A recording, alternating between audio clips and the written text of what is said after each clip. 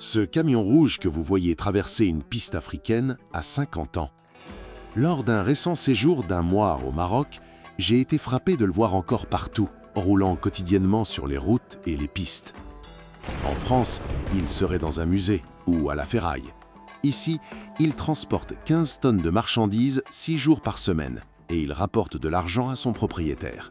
Son nom, Berliet GLR, élu camion du siècle par les professionnels français en 1994. Il n'est pas seul. Des milliers de machines françaises, Berliet, Saviem, Renault, que l'Europe a oubliées, roulent encore quotidiennement en Afrique. Du Maghreb au Sahel, de l'Algérie au Sénégal, elles assurent le transport de marchandises, de passagers, de matériaux. Pendant que la France fermait Vénissieux et liquidait ses champions, l'Afrique construisait une économie durable autour de leurs camions. Voici comment le continent a prolongé la vie des machines que la France a mises à la casse. Chapitre 1. L'inventaire du trésor. 1950. Berliet lance le GLR. Un camion moderne, robuste, conçu pour parcourir des distances considérables sur des chemins peu praticables. Moteur 5 cylindres devenu référence. Cabine conventionnelle courte et fonctionnelle permettant une répartition idéale des charges. Grande facilité d'entretien et de réparation.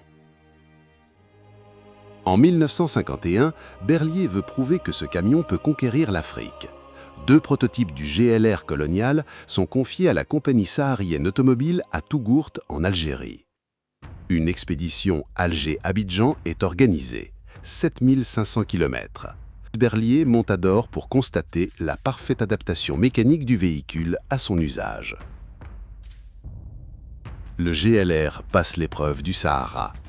Grâce à ce succès, Berliet écoule une part importante de sa production en Algérie.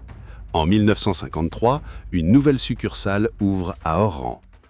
4 ans plus tard, en 1957, Berliet inaugure une usine de montage à Rouiba, près d'Alger. L'année suivante, en 1958, une deuxième usine sort de terre au Maroc, à Ain Seba, près de Casablanca. Les GLR sortent des chaînes algériennes et marocaines. Ils équipent l'Afrique du Nord, puis l'Afrique de l'Ouest, puis l'Afrique subsaharienne. La Chine passe même ses premiers contrats d'achat de véhicules avec l'Occident via ses usines et commande notamment des GLR. Le GLR connaît un succès exceptionnel. Plus de 100 000 unités construites entre 1950 et 1981. 31 ans de production, un record. En 1994, un jury de professionnels du transport réuni par le magazine Les Routiers l'élit camion du siècle. Mais ce titre ne dit pas toute l'histoire. Parce que pendant que le GLR finissait sa carrière en Europe au début des années 1980, il commençait sa deuxième vie en Afrique. De nos jours, de nombreux GLR continuent d'assurer les transports, souvent dans des conditions difficiles, dans les pays du Maghreb et d'Afrique noire. Algérie, Maroc, Tunisie, Mali, Mauritanie, Niger, Burkina Faso, Sénégal. Ces camions roulent encore, quotidiennement. Aux côtés des GLR, d'autres modèles Berliet continuent leur service. Berliet GBC8, surnommé Gazelle, tout-terrain 6 roues motrices conçu pour le Sahara, plus de 30 000 exemplaires fabriqués pour l'armée française et les compagnies pétrolières. Berliet TBO 15, tracteur saharien 6x4, charge de 15 tonnes, utilisé pour la prospection pétrolière dans le Grand Erg.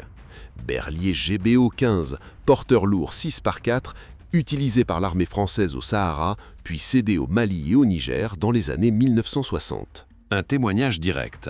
Un raid en Berliet GBC 8KT de 9800 km à travers l'Espagne, le Maroc, la Mauritanie, le Mali, le Burkina et le Bénin. Citation du conducteur, indestructible. Plus à l'ouest, au Sénégal, ce sont les Saviem qui dominent. Les goélettes Saviem des années 1980. Camionnettes Renault jaune-orange-bleu aménagées pour une vingtaine de passagers. Elles assurent les trajets urbains et interurbains à Dakar depuis 40 ans. On les appelle 1000 kg ou 22 places. Leur conduite parfois aléatoire, en raison de la densité du trafic et de leur mauvais état, leur a valu un surnom local. S'en fout la mort. parfois peintes sur la carrosserie. Elles font partie intégrante du paysage sénégalais. Ce ne sont pas des curiosités, ce ne sont pas des reliques, ce sont des outils de travail quotidien. Des machines qui rapportent de l'argent, transportent des marchandises, font vivre des familles. Alors que ces modèles ont quasiment disparu d'Europe, ils constituent l'épine dorsale du transport dans plusieurs pays africains. La question n'est pas pourquoi roule-t-il encore, la question est pourquoi ça marche.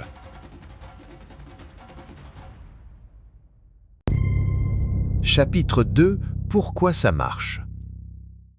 Une philosophie simple, robustesse, fiabilité, facilité d'entretien.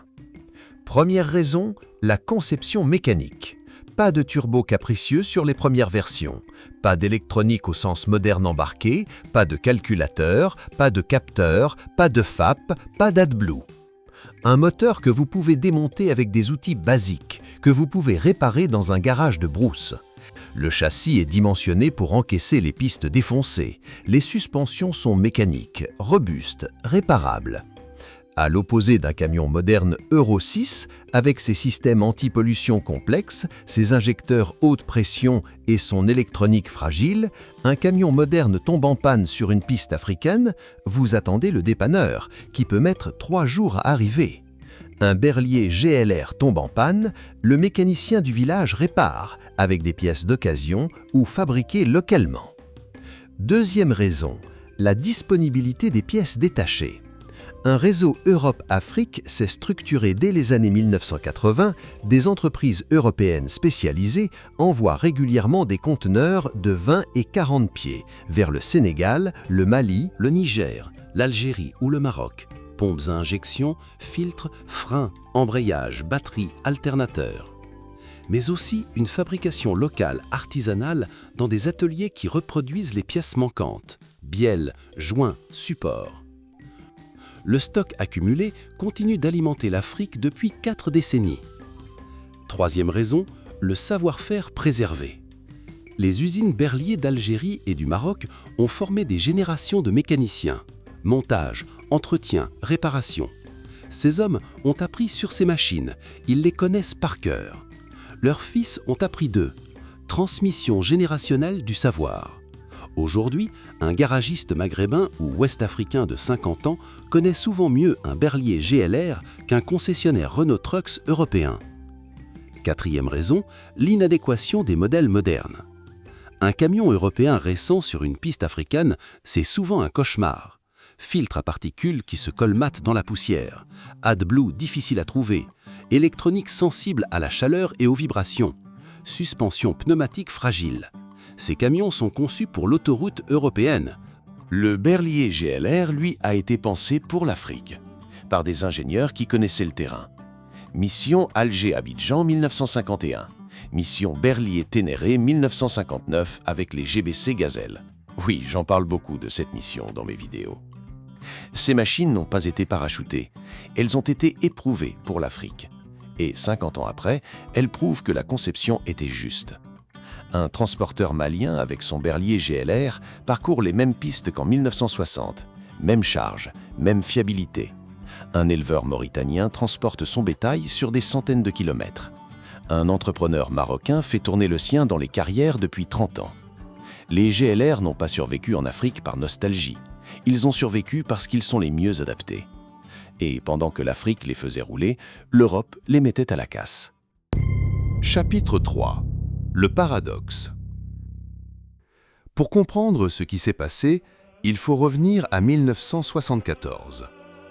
Cette année-là, Berlier vit son apogée et son crépuscule en même temps. L'usine de Vénissieux produit 25 182 véhicules, un record absolu.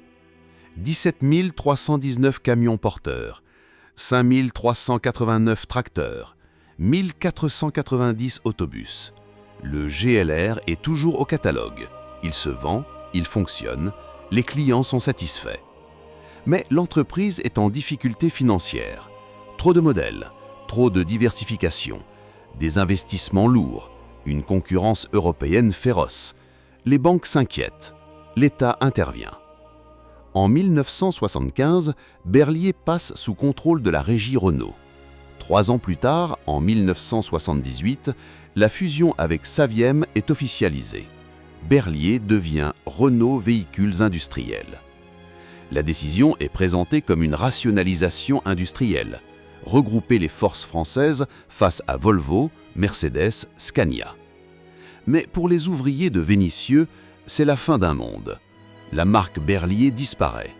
90 ans d'histoire effacés. Les camions sont rebadgés Renault. Les bureaux d'études sont réorganisés. L'identité Berliet s'évapore. Et vers la fin des années 1970, le GLR termine sa carrière. Plus de 100 000 unités construites.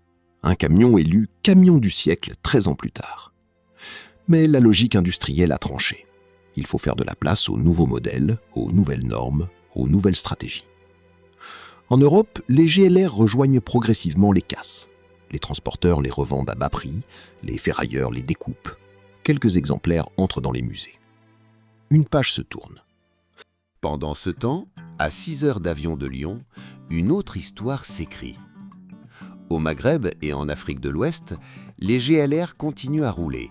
Les mécaniciens formés à Rouiba et à Aïn Seba continuent à les réparer. Les transporteurs les chargent. Départ à l'ombre, retour au crépuscule. Les éleveurs comptent sur eux pour le bétail, le fourrage, l'eau. Les entrepreneurs pour les carrières, les chantiers, les lignes régulières. Ces hommes ne savent pas toujours que Berliet a disparu. Ou s'ils le savent, ils s'en moquent. Ce qui compte, c'est que le camion démarre le matin, qu'il franchisse la piste et qu'il rapporte de l'argent. Et près de 50 ans après la fin de production, en 2026, des centaines de GLR roulent encore quotidiennement. Pourquoi ces camions ont-ils été retirés du catalogue européen alors qu'ils fonctionnaient parfaitement ailleurs? La réponse technique ne tient pas. Le GLR n'était pas usé en 1981. La preuve, il roule encore en 2026. La réponse économique est plus claire. Dans les années 1980, un nouveau modèle de business s'impose en Europe. Le camion n'est plus un outil que l'on achète pour 20 ou 30 ans, c'est un produit que l'on renouvelle tous les 5 à 7 ans.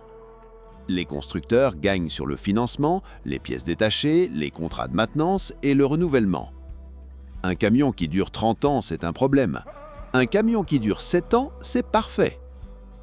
Le GLR a été victime de sa propre qualité. Il était trop robuste pour le nouveau système. Alors on l'a arrêté. On a créé de nouveaux modèles avec plus d'électronique, plus de confort, plus de puissance, mais aussi plus de complexité et plus de dépendance. En Europe, ça a marché. En Afrique, la logique était différente. Un transporteur achète cash ou d'occasion et compte faire rouler son camion le plus longtemps possible. Un GLR acheté dans les années 1970 a souvent transporté des marchandises pendant plus de 50 ans. Son coût d'amortissement annuel devient imbattable. Le paradoxe est brutal. La France a liquidé les entreprises qui ont conçu ces machines. L'Afrique a préservé les machines et construit une économie autour d'elles. La France a effacé les marques Berliet et Saviem. Le Maghreb et le Sahel en ont fait des légendes vivantes. Aujourd'hui, en Europe, on parle de décroissance, de sobriété, de durabilité et de réparabilité. L'Afrique applique ces principes depuis 50 ans, avec nos propres machines. Un Berliet qui roule encore en 2026 n'est pas une relique. C'est la preuve vivante qu'on savait faire des camions indestructibles et qu'on a choisi de ne plus les faire. Pas parce qu'on ne savait plus, mais parce que ce n'était plus rentable pour le système. La prochaine fois qu'on vous dit « les vieux camions français, c'est du passé », rappelez-vous le Berliet GLR qui traverse l'Afrique depuis 65 ans. Rappelez-vous la Saviem Goélette qui roule à Dakar depuis 40 ans. Rappelez-vous le GBC Gazelle qui franchit encore les dunes du Sahel. Ces machines font vivre des millions de personnes. Elles prouvent que l'ingénierie française était capable de concevoir des outils indestructibles. Et elles posent une question à laquelle personne ne veut répondre. Qui a vraiment eu raison? Ceux qui les ont mis à la casse ou ceux qui les font rouler 50 ans après? Si cette vidéo t'a plu, Abonne-toi à BTP Power.